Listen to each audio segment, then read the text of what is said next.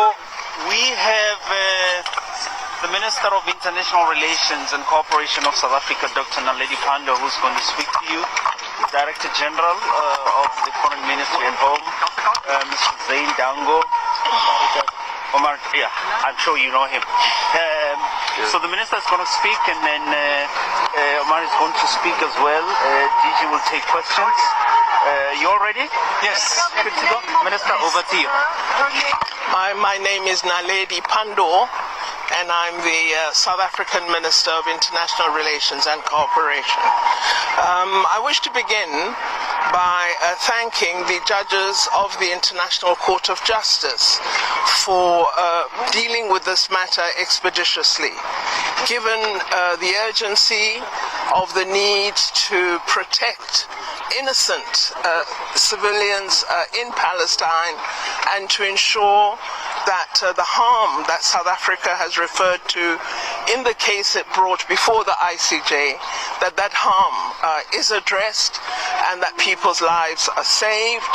The saving of life is not merely with respect to having a ceasefire, it's to ensuring that humanitarian aid is provided to those who need support, as well as ensuring that the State of Israel, which is currently the occupier and administrator in Palestine, provides the necessary basic services that the residents of Gaza and the West Bank require.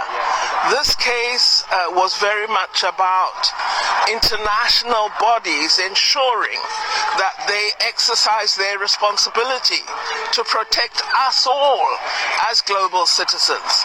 All member states of the United Nations have attached their signatures to a range of instruments. But when lives are threatened, these instruments are not brought to bear. And South Africa had the view that we could not stand idly by and continue to observe the killing of thousands of Palestinian citizens who had no role in the awful act of hostage-taking and killing that was done by Hamas. And therefore, we thought it important that we do report and apply to the International Court of Justice that the measures provided within the Convention for the Punishment and Prevention of Genocide are brought to bear, and that the State of Israel is called upon by the judges to act to protect civilians and to end the massive level of harm that we have seen since the Israeli action began. And we agree entirely with the judges that Hamas should release the hostages that they're currently holding.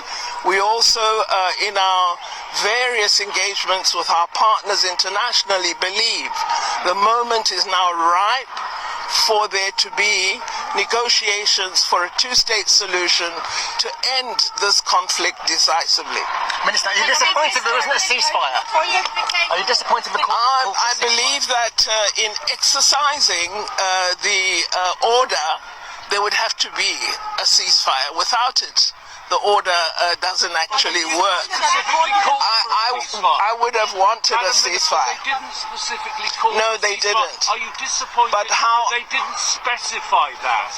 I have no way that I'm going to say I'm disappointed. I hoped for it, but the fact of delivering humanitarian aid, the fact of taking measures that reduce the levels of harm against persons who have no role in what Israel is combating, for me requires a ceasefire, and I believe Israel would have to attend to how it conducts its search for the hostages and for those Hamas individuals who carried out the October 7 attack.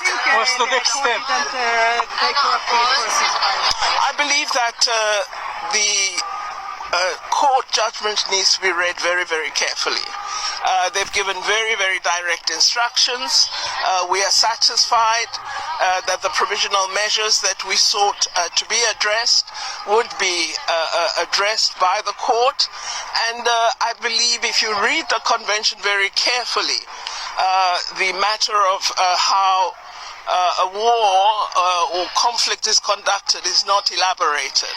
I would have wanted that the word cessation is included in the judgment, but I am satisfied with the directives that have been given, and in particular I was concerned as the president of the court was reading the order that reference wasn't being made to a report, because the reporting is absolutely imperative. The monitoring of action in terms of the order is vital. And so for the fact that a monthly report, a report within 1 month of this date, has been ordered is, I believe, very significant. But what's it take to Germany and the United States who have called this case meritless? Well, the fact that the court says, remember that today we're not deciding about the allegation of genocide. What we're dealing with are the provisional measures. It's clear that the court does say circumstances exist where it is plausible that genocidal acts have been committed. This, of course, means once the merit case is addressed, and if the finding is that there has been genocide, those states that have aided and abetted become a party to commission of an infringement in terms of the convention. Do you think Israel will conform to the orders laid down by the court today? I've never really been hopeful about Israel, but Israel has very powerful friends who I hope will advise Israel that they should act in terms of the order. Would you say, what does it say about Israel as a country and a government and a military? I think that's for you and the public to decide. What we've said is, here's an international instrument, let us bring it into operation, and let's stop being observers of significant harm. Let's act, and South Africa has acted. And what the court has actually indicated is that this convention is being brought to life in a very practical way. And I now think what we want is that the member states of the United Nations must oversee the process and ensure that we create a basis for a global community in which a resort to arms is no longer easy.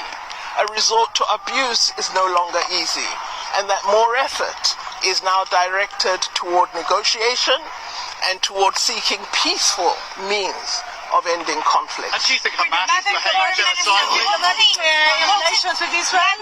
Well, as far as I understand the convention, states are members, states are signatories, and you bring actions with reference to states, not to particular groups. But has Hamas behaved genocidally?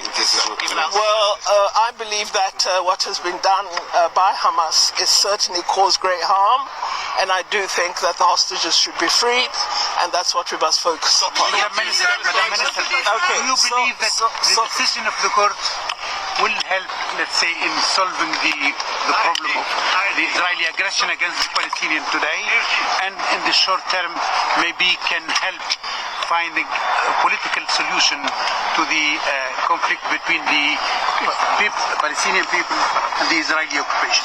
Well, my hope is that we will begin to move toward a process where substantively a two-state solution is being discussed. The people of Palestine have suffered harm for many, many decades. I don't believe it will end today or tomorrow. But what we've done is a very clear signal has been sent by the court, and it's now a test for the government and people of Israel as to whether they will act in a manner that says all of us must respect international law. And what are the implications for international law?